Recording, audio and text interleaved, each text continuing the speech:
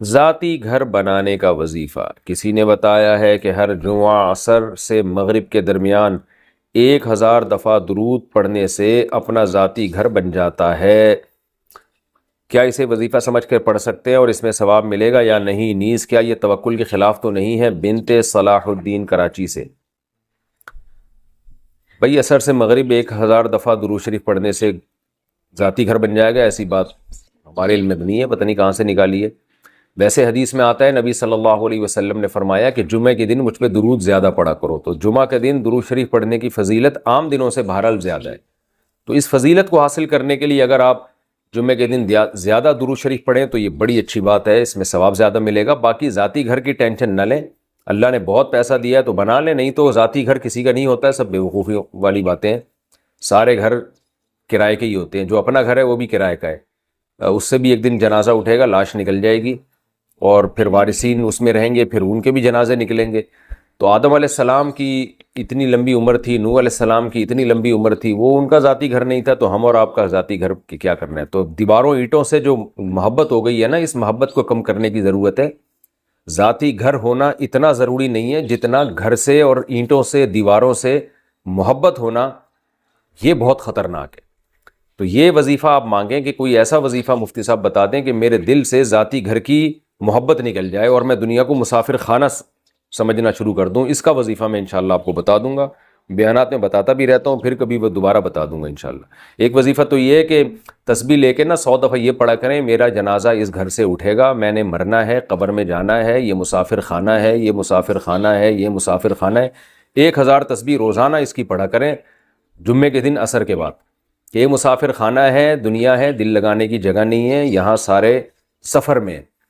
یہ پوری ورڈنگ مشکل ہے تو صرف اتنی بات، یہ مسافر خانہ ہے، مسافر خانہ ہے، مسافر خانہ ہے، یہاں سے جانا ہے، بڑا اچھا شعر بھی ہو جائے گا یہ مسافر خانہ ہے، مسافر خانہ ہے، مسافر خانہ ہے، یہاں سے جانا ہے، یہاں سے جانا ہے، یہاں سے جانا ہے، یہ والا پڑھ لیا کریں، یہ وظیفے کی زیادہ ضرورت ہے۔ بیٹا والدین سے الگ رہتا ہو تو والدین کا جائیداد میں حصہ ہوگا۔ بیٹا ماں باپ سے الگ رہتا ہو، ماں باپ کی طرف سے اسے کوئی جائیداد نہ ملی ہو، بیٹے نے خود سے جائیداد وغیرہ بنائی ہو، اگر اس کا انتقال ہو جائے تو اس کی جائیداد میں اس کے ماں باپ کا حصہ ہوگا یا صرف بیوی اور بچوں کا ہوگا؟ اقبال صاحب کینیڈا سے۔ دیکھیں، بیٹے کا جب انتقال ہو اور اس کے والدین زندہ ہوں تو والدین کا بھی حصہ ہوتا ہے، یعنی میت کے مال میں میت کی بیوی کا، میت کے بچوں کا اور میت کے والدین کا یہ لازمی حصہ ہوتا ہے۔ تو والد اور والدہ اگر یعنی میت کے بیٹا بھی موجود ہے نا، تو پھر والد اور والدہ کو چھٹا حصہ ملتا ہے، یعنی 1/3 دونوں میں برابر ڈیوائیڈ ہو جائے گا۔ تو باقی تفصیل تو جب آپ دنیا سے جائیں گے تو پھر آپ کے وارثین خود ہی پوچھ لیں گے جی ابا کی جائیداد میں کس کو کتنا دیا جائے۔ ابھی تو آپ ماشاءاللہ زندہ ہیں، تو میں نے ایک سرسری سے جواب ابھی دے دیا ہے، لیکن یہ کہ اولاد کی وراثت میں والدین کا حصہ ہوتا ہے، بلکہ والد اگر نہیں ہے تو دادا کا حصہ بھی ہوتا ہے، اور والدہ اگر نہیں ہے تو نانی کا حصہ بھی ہوتا ہے، معذرت کے ساتھ۔ بسم اللہ کی جگہ 786 لکھ سکتے ہیں کیا؟ حافظ ساجد انڈیا سے۔ 786 کا مطلب کیا ہے اور اسے لکھنا کیسا ہے؟ دیکھیں، جو ہم بولتے ہیں نا، یہ علم اعداد کے ذریعے بھی زبان ہے ایک، تو وہ ہر عدد کا ایک لفظ کی وہ جو ہے نا ترجمانی کر رہا ہوتا ہے، تو جو علم اعداد کو جانتے ہیں کہ کس طرح سے کون سا لفظ لکھا جاتا ہے، تو وہ بتاتے ہیں کہ 786 یہ بسم اللہ کا ترجمہ ہے گویا کہ، یعنی بسم اللہ کو 786 بھی ریاضی کی زبان میں لکھا جاتا ہے، تو اس لیے اگر کسی نے لکھ لیا تو گناہ نہیں ہے، لیکن یہ عمل ہے خلاف سنت، اس لیے کہ قرآن و سنت نے جو ہمیں رسم الخط بتایا ہے اس رسم الخط کو چینج نہیں کیا جا سکتا۔ جیسے بسم اللہ جب لکھنی ہے تو بیم، جیسے اس کی مثال ایسے جیسے آپ رومن میں بسم اللہ لکھ رہے ہوں تو آپ نے وہ عربی رسم تو چینج کر دیا نا، تو اس لیے یہ عمل بہرحال خلاف سنت ہے۔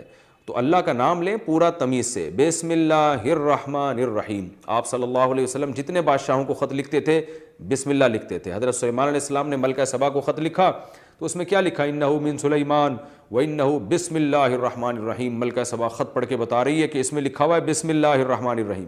تو جن الفاظ کے ساتھ قرآن نے بیان کیا بسم اللہ کو، حدیث نے بیان کیا، آپ اسی الفاظ کے ساتھ لکھیں، یہ فضیلت جبھی حاصل ہوگی۔ بعض لوگ یہ کہتے ہیں کہ جی وہ بے ادبی بھی تو ہو سکتی ہے، اخبار وہ کاغذ پہ نیچے بھی تو اللہ کا نام گر سکتا ہے۔ تو دیکھیں یہ کام تو نبی بھی سوچ سکتے تھے. نبی جب غیر مسلم بادشاہوں کو خطوط لکھ رہے تھے تو وہ تو بسم اللہ لکھا کرتے تھے آپ صلی اللہ علیہ وسلم. حضرت سلیمان علیہ السلام نے جب ملکہ سبا کو خط لکھا اس میں بسم اللہ لکھی, حالانکہ وہاں خطرہ موجود تھا کہ ملکہ سبا کہیں غصے میں آ کے پھینک نہ دے نیچے. تو دیکھیں اگر کوئی پھینک رہا ہے تو اس کا اپنا ہیڈیک ہے, وہ اس کی وجہ سے یہ تھوڑی کہ اللہ اور اس کے رسول کا نام کاغذ پہ لکھنا ہی بند کر دیں گے ہم, یہ تو غلط ہو جائے گا پھر. تو اس لیے ہمیں یہی پتہ چلتا ہے کہ ہم جب بھی کسی کو تحریر لکھیں کوئی اہتمام والی ہو, وہ بسم اللہ الرحمن الرحیم سے ہمیں شروع کرنی چاہیے. اور اگر وہ بے ادبی کرتا ہے تو یہ اس کا ہیڈیک ہے, یہ آپ کا ہیڈیک نہیں ہے. اور کرتے بھی نہیں ہیں عام طور پہ مسلمان ہیں الحمدللہ, تو غیر شعوری طور پر ہو جائے تو ایک الگ بات ہے. 786 لکھنے میں نقصان یہ ہے کہ آپ اللہ کا نام لیتے ہوئے کنجوسی سے کام لے رہے ہیں. ہمارے حضرت فرمایا کرتے تھے کہ جو لوگ 786 لکھتے ہیں ان سے ایک سوال یہ ہے کہ اللہ کا نام لکھنے میں کیا آپ کی سیاہی زیادہ گھس جائے گی پوری بسم اللہ لکھنے میں, اس لیے آپ کر رہے ہیں کہ اتنا میرا جو ہے نا اسراف ہو جائے گا خدا نخواستہ, تو کتنی سیاہی گھس جائے گی آپ کی. یا آپ اس لیے لکھ رہے ہیں کہ ٹائم بچا لیں گے, تو 786 لکھنے میں اور پوری بسم اللہ لکھنے میں سیکنڈ کا بھی فرق میرا خیال ہے بہت ہی کم آتا ہو, تو اتنا سا ٹائم بچا کے آپ نے کیا کرنا ہے.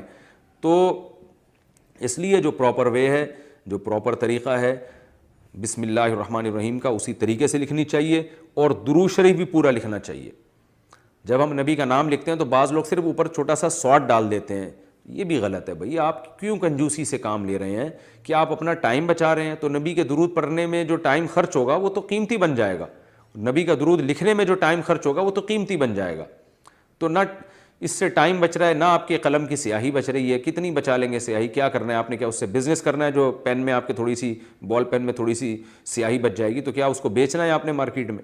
تو خام خواہ کی ایک چیز ہے. تو جو پراپر وے ہے درود شریف لکھنے کا صلی اللہ علیہ وسلم, یہ پورا بولا بھی پورا کریں اور لکھا بھی پورا کریں. بولنے سے یاد آیا, بولتے بھی لوگ ادھورا ہیں. اکثر میں نے لوگوں کو دیکھا ہے آپ صلی اللہ علیہ وسلم نے فرمایا, نبی صلی اللہ علیہ وسلم نے فرمایا. او بھائی پورا بول دو, نبی صلی اللہ علیہ وسلم نے ارشاد فرمایا, آپ صلی اللہ علیہ وسلم نے ارشاد فرمایا, رسول اللہ صلی اللہ علیہ وسلم نے یہ کام فرمایا.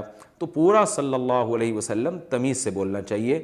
یہاں بھی جو شارٹ کر دیتے ہیں نا صلی اللہ علیہ وسلم, اس سے بھی پتہ نہیں کیا ہو رہا ہے. باقی ساری بات پوری تمیز سے تجوید کے ساتھ پورے ایک ایک حرف جو ہے نا پورے طریقے سے ادا کر رہے ہوتے ہیں.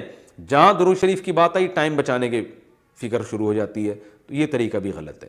تو اس میں آپ کتنا ٹائم بچا لو گے, کتنے سیکنڈ بچا لو گے آپ, اور کیا بچا کے آپ کیا کر لو گے اس میں.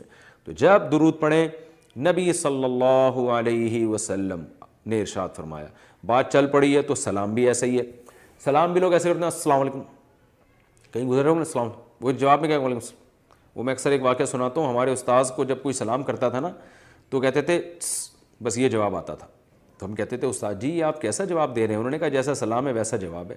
کہہ رہے ہیں سلام میں ہلکی سی آواز آئی ہے, بس اتنی سی آواز آئی ہے السلام, تو کہنے جواب ہی السلام. تو وہ ان کو تنبیہ کرنے کے لیے نا السلام علیکم, جواب آ رہے وعلیکم, یعنی وعلیکم السلام, بس ہلکا سا سین. تو یہ طریقہ صحیح نہیں ہے. سلام کریں السلام علیکم, السلام علیکم ورحمۃ اللہ, السلام علیکم ورحمۃ اللہ وبرکاتہ. سلام کی قرآن نے ایسی تعریف کی ہے سورہ نور میں, تحیۃ من عند اللہ مبارکۃ طیبہ. اے ایمان والو جب گھروں میں داخل ہو فسلموا علی انفسکم, گھر والوں کو سلام کیا کرو. یہ اللہ کی طرف سے ملاقات کے وقت ایک دعائیہ کلمہ ہے جو اللہ کی طرف سے گفٹ ہے, مبارک ہے, پاکیزہ کلمہ ہے. تو اللہ نے سلام کی اتنی تعریف کی ہے, تو آپ اس سلام ہی کو پی جاتے ہیں السلام علیکم السلام علیکم اس طرح کر گھما رہے ہوتے ہیں. تو پراپر تمیز سے سلام کیا کریں. دعا ہے یہ السلام علیکم ورحمۃ اللہ وبرکاتہ, آپ پر سلامتی ہو اللہ کی طرف سے, اس کی رحمتیں بھی اور اس کی برکتیں بھی. تو خالی تھوڑا سلام بھی کر سکتے ہیں السلام علیکم یہاں تک بھی. مزید اگر آپ اس میں تڑکا لگانا چاہتے ہیں السلام علیکم ورحمۃ اللہ, اور اگر آپ اس کی سپرلیٹو ڈگری پہ جانا چاہتے ہیں تو السلام علیکم ورحمۃ اللہ وبرکاتہ. پھر جو اس طرح سے جب سلام کرتا ہے نا انسان, پھر جواب میں بھی اسی سٹائل میں جواب دینے میں مزہ آتا ہے. ایسے کوئی سلام کرے تو آپ جواب دیں وعلیکم السلام ورحمۃ اللہ وبرکاتہ. ایسے خاندانی طریقے سے ہونا چاہیے. بسم اللہ بھی خاندانی ہونی چاہیے. بسم اللہ الرحمن الرحیم, بسم اللہ. یہاں بھی لوگوں کو دیکھا ہم نے گھما دیتے ہیں, وہ بسم اللہ الرحمن الرحیم ایسے پڑھا کریں. اچھا بھائی, کیا ہر نماز کے لیے استنجا کرنا چاہیے؟ کیا ہر نماز کے لیے استنجا کرنا چاہیے؟ اچھا یہ جو 786 والا مسئلہ پوچھا ہے نا، حافظ ساجد نے انڈیا سے پوچھا، ان کا نام شاید میں نے نہیں لیا تھا. کیا ہر نماز کے لیے استنجا کرنا چاہیے؟ کیا ہر نماز کے لیے استنجا کرنا ضروری ہے؟ اگر ہوا خارج ہو جائے تو جس طرح وضو ضروری ہے کیا اسی طرح سے استنجا کرنا بھی ضروری ہے؟ نفیس احمد راول پنڈی سے. نہیں بھائی، استنجا تو جب کیا جاتا ہے جب قضاء حاجت کی ہو. اگر آپ کے صرف ہوا خارج ہوئی ہے تو اس میں استنجا نہیں ہے، صرف خالی وضو کر لیں. استنجا کا نماز سے تعلق نہیں ہے، استنجا کا قضاء حاجت سے تعلق ہے. بعض لوگ ہر نماز سے پہلے استنجا کرتے ہیں، پتہ نہیں بھائی کیوں کر رہے ہو بھائی، سمجھ میں نہیں آ رہا. تو جب واش روم جانے کی حاجت ہے تو اس وقت جائیں اور اس وقت استنجا بھی کریں، پاک کر لیں اپنے آپ کو، پھر چاہے نماز کا ٹائم ہو یا نہ ہو. استنجا کا تعلق اس سے ہے کہ واش روم میں آپ کب جا رہے ہیں. مخنث لوگوں کے کیا حقوق ہیں اسلام میں؟ مخنث لوگوں کے کیا حقوق ہیں؟ منصور الرحمن کلکتہ سے. مخنث سے مراد جو نہ مرد ہوں نہ عورت ہوں. دیکھیں ان کے اسلام میں کیا حقوق ہیں. اسلام میں وہ مخنث جس میں مردانہ علامتیں زیادہ ہوں اس کو مرد ہی سمجھا جاتا ہے، سارے احکام اس کے مرد والے ہوں گے. اور وہ جس میں عورتوں والی علامتیں زیادہ ہوں تو اس کو عورت ہی سمجھا جاتا ہے، یعنی وہ وہی حقوق ہوں گے جو خواتین کے ہوتے ہیں. تو اس لیے الگ سے کوئی حقوق کے متعین کرنے کی ضرورت نہیں. مردانہ علامتیں زیادہ ہیں تو مردوں والے اس کے احکام ہیں، اور عورت والی علامتیں زیادہ ہیں تو اس کے جو ہے نا وہ عورت کے احکام اس پہ جاری ہوں گے.